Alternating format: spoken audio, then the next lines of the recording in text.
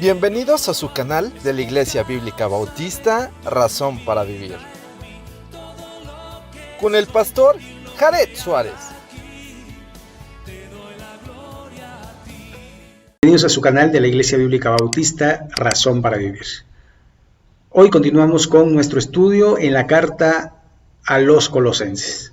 Hoy vamos a estar viendo los versículos 15 al 23. Dice así la palabra de nuestro Dios. Él es la imagen del Dios invisible, el primogénito de toda creación, porque en Él fueron creadas todas las cosas, las que hay en los cielos y las que hay en la tierra, visibles e invisibles, sean tronos, sean dominios, sean principados, sean potestades, todo fue creado por medio de Él y para Él. Y Él es antes de todas las cosas, y todas las cosas en Él subsisten. Y Él es la cabeza del cuerpo que es la iglesia. Él, que es el principio, el primogénito de entre los muertos, para que en todo tenga preeminencia, por cuanto agradó al Padre que en Él habitase toda la plenitud, y por medio de Él reconciliar consigo todas las cosas, así las que están en la tierra como las que están en los cielos, haciendo la paz mediante la sangre de su cruz. Y a vosotros también, que erais en otro tiempo extraños y enemigos en vuestra mente, haciendo malas obras, ahora os ha reconciliado en su cuerpo de carne, por medio de la muerte, para presentarnos santos y sin mancha e irreprensibles delante de Él. Si en verdad permanecieseis fundados y firmes en la fe, sin moveros de la esperanza del evangelio que habéis oído, el cual se predica en toda la creación que está debajo del cielo, del cual yo, Pablo, fui hecho ministro. Pues vamos a orar y vamos a analizar estos versículos. Señor y Padre nuestro, gracias porque tenemos la palabra profética más segura, porque en ella podemos confiar y podemos depositar nuestra fe sabiendo que es tu palabra y tu palabra es verdad. Así que guíanos a través de este tiempo y bendice a todas las personas que ven este video, que lo escuchan, y en el nombre de Jesús. Amén. Muy bien, este versículo es cristológico y empieza con el verso 15. Él es la imagen del Dios invisible. ¿Sabe? Aquí muchas sectas han tratado de malinterpretar diciendo que es lo más parecido, pero no es así. Es de alguna forma la forma en que podemos ver a Dios. Jesús mismo lo dijo, a Dios nadie le vio jamás, el unigénito del Padre le ha dado a conocer. Y después a Felipe, cuando les dijo, solo nos basta que nos muestres al Padre, y Jesús les dice, tanto tiempo he estado con vosotros, Felipe, y no me conocéis, el que me ha visto a mí, ha visto al Padre. Y a esto se refiere el apóstol Pablo, de que Cristo es Dios y Dios es Cristo. Simplemente es complicado, pero al final es lo que dice la palabra, es lo que dice Dios. Cuando dice el primogénito de toda creación, muchos han dicho, sobre todo los testigos de Jehová, que es el primero creado. Pero el primogénito no solamente puede ser el primero nacido, sino al que se le da la herencia. ¿Sí? Tenemos varios casos en el Antiguo Testamento que los primogénitos no fueron el primer nacido.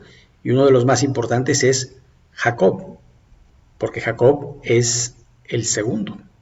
Esaú es el primero. Sin embargo, el que recibió la bendición y la primogenitura fue Jacob. Tenemos otros muchos casos, como el rey David, que era el octavo hermano, no era el segundo, ni el tercero, era el octavo de la familia y él fue el escogido por Dios para ser el rey de Israel. Y así podemos encontrar muchos otros casos. Así que cuando habla de primogénito es el primero en jerarquía, no en ser creado. Por eso posteriormente va a decir, porque en Él fueron creadas todas las cosas que hay en los cielos y las que hay en la tierra, visibles e invisibles, y después empieza a ver esta jerarquía, sean tronos, sean dominios, sean principados, sean potestades, todo fue creado por medio de Él, ¿y qué dice? Y para Él. Así que por medio de Él, Cristo creador y para Él. Así que somos hechura suya, creados en Cristo Jesús. Así que tenemos allí que tener esta importancia de la escritura y de la teología y de la sana doctrina, que Cristo es Dios, no es un Dios.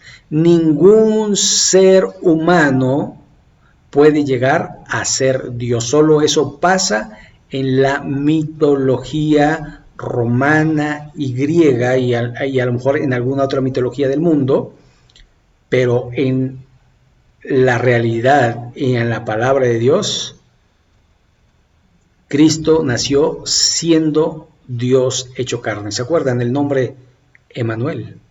Dios con nosotros. Así que esto es sumamente importante. Y sigue diciendo, y verso 17, y Él es antes de todas las cosas, es decir, antes que existieran las cosas, antes que se crearan las cosas, Cristo ya estaba. Por eso el Génesis dice, hagamos al hombre a nuestra imagen, a nuestra semejanza, porque Cristo estaba en la creación. Cristo no empieza a existir a partir de su nacimiento en Belén. Cristo ya preexistía de una manera preencarnada, pero se encarnó, se hizo hombre, nació de mujer, nació bajo la ley. Así que esto es importante porque solamente Dios puede perdonar pecados y por supuesto Cristo es Dios, por eso puede perdonar nuestros pecados.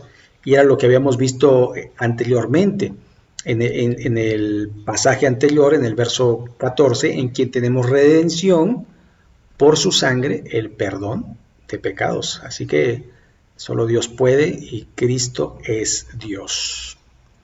Verso 18, y Él es la cabeza del cuerpo, que es la iglesia. ¿Quién es la autoridad suprema de la iglesia? Cristo. No es el Papa, no es un hombre, no es un ministro, no es un líder, no, es Cristo. Por lo cual nosotros seguimos a Cristo, por eso somos cristianos, seguidores de Jesús, pequeños Cristos. No seguimos una institución, seguimos una iglesia invisible, un cuerpo, una congregación invisible, creada por Cristo para honrarle y glorificarle. ¿A quién? A Él, para engrandecer a Él, para de alguna manera obedecerle a Él. Así que esto también es importante. Y Él es la cabeza del cuerpo, que es la iglesia, el que es el principio, el primogénito de entre los muertos, para que en todo tenga preeminencia. Y aquí hay una pregunta que les hago. Dice esta parte, el que es el principio. ¿Qué es el principio?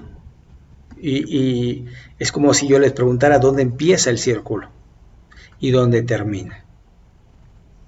¿Se da cuenta? Jesús mismo lo dijo, yo soy el alfa y la omega, el principio y el fin. O sea, el eterno quiere decir, Él es eterno. El principio, y después jerárquicamente, primogénito de entre los muertos. Y es que si usted puede ver, Elías había resucitado, Eliseo había resucitado, pero nadie había resucitado por el poder de Dios, solo Cristo. Y Jesús lo dijo, no me quitan la vida, yo la doy y la vuelvo a tomar. ¿Qué les parece? Así que el primogénito entre los muertos, para que en todo tenga preeminencia, por cuanto agradó al Padre que en él habitase toda la plenitud. ¿A qué se refiere la plenitud? La deidad de Dios en Cristo. Y por medio, verso 20, de él reconciliar consigo todas las cosas, así las que están en la tierra como las que están en los cielos, haciendo la paz mediante la sangre de su cruz, reconciliando, porque nosotros éramos enemigos, éramos extranjeros, éramos advenedizos, pero él nos hizo hijos y nos reconcilió con Dios por medio de la fe en Cristo Jesús. Por eso Romanos dice, justificados pues por la fe tenemos paz para con Dios por medio de nuestro Señor Jesucristo. Él nos da la paz, no solamente la paz exterior, sino la paz interior y la paz con Dios. Verso 21.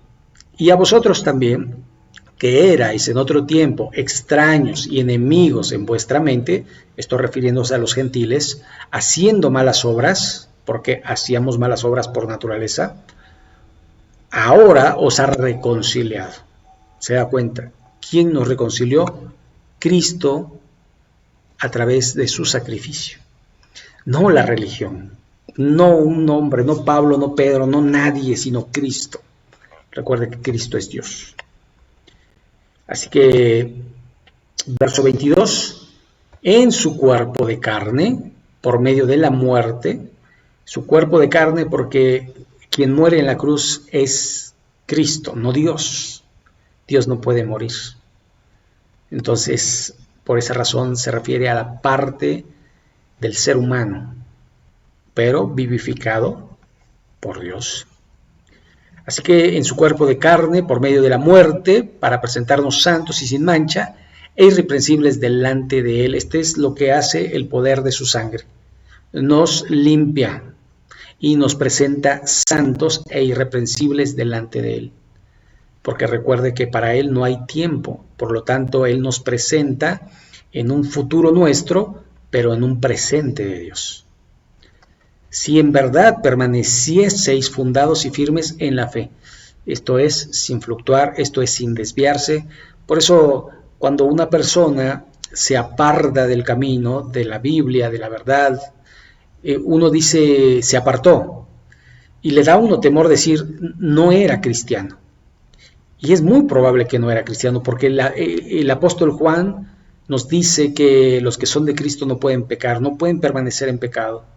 Y permanecen en él. Y Jesús dijo, yo soy la vid, vosotros los pámpanos, el que permanece en mí y yo en él, este llevará mucho fruto, porque separados de mí nada podéis hacer. Y después dice, el pámpano que no lleva fruto será cortado y echado al fuego. Por lo tanto, de alguna manera, una persona que se aparta del cristianismo, que comete lo que conocemos como apostasía, probablemente nunca fue cristiano. Fue un simpatizante, fue una persona, digamos, remordida por su conciencia, pero no arrepentida. Si uno vuelve atrás, como Pedro dice, como el perro que vuelve a su vómito, como la puerca lavada vuelve al cieno, así es cuando volvemos a nuestra necedad. Así que esto es importante, porque Él nos quiere santos, sin mancha e irreprensibles delante de Él. Verso 23. Si en verdad permanecéis fundados y firmes en la fe, sin moveros de la esperanza del Evangelio que habéis oído, el cual se predica en toda la creación que está debajo del cielo, del cual yo, Pablo, fui hecho ministro. Entonces, ¿en qué debemos permanecer? Aquí lo dice de alguna manera y concretamente en la esperanza del Evangelio. ¿Qué quiere decir la esperanza del Evangelio? Pues nuestra redención, nuestra salvación, nuestro tiempo en los cielos cuando Cristo venga por su iglesia. No más, no menos. Y esto es permanecer en el Evangelio, es permanecer en la palabra de Dios, permanecer en lo dicho por Dios. No cambia. No es que de repente se le aparece el ángel Moroni y le da otro mensaje, porque Pablo lo había advertido anteriormente. 1800 años antes había dicho: mas si yo o un ángel del cielo os predicar un evangelio diferente, el tal sea anatema. Así que ni Dios, ni vírgenes, ni nadie que se le aparezca puede cambiar lo que Dios ha dicho en su palabra, porque la palabra de Dios permanece para siempre. Los cielos y la tierra pasarán, pero la palabra de Dios permanece para siempre. Por eso debemos creer en la palabra y no en lo que dicen las personas, sino en lo que dice Dios. Así que aquí vamos a dejarle, vamos a orar. Señor y Padre nuestro, gracias por tu Hijo amado Jesucristo, quien murió por nuestros pecados, para redimirnos, para limpiarnos, para santificarnos. Ayúdanos, Señor, a renunciar a la vida de pecado y también, Señor, a negarnos a nosotros mismos para que Cristo sea cada día vivificado en nuestros cuerpos mortales. Señor, gracias por tu palabra, que sea de bendición, que sea de edificación, que sea para el cambio de la vida nuestra. Señor, nos ponemos en tus manos y en el nombre de Jesús. Amén. Pues muchas gracias, si Dios lo permite, el domingo estaremos subiendo un video más, igual que los días miércoles. Recuerde, si no se ha suscrito, suscríbase, si ya lo ha hecho, muchas gracias. Dele like y póngale allí en la campanita para que le lleguen las notificaciones. Que Dios les bendiga y nos vemos en el próximo video. Gracias.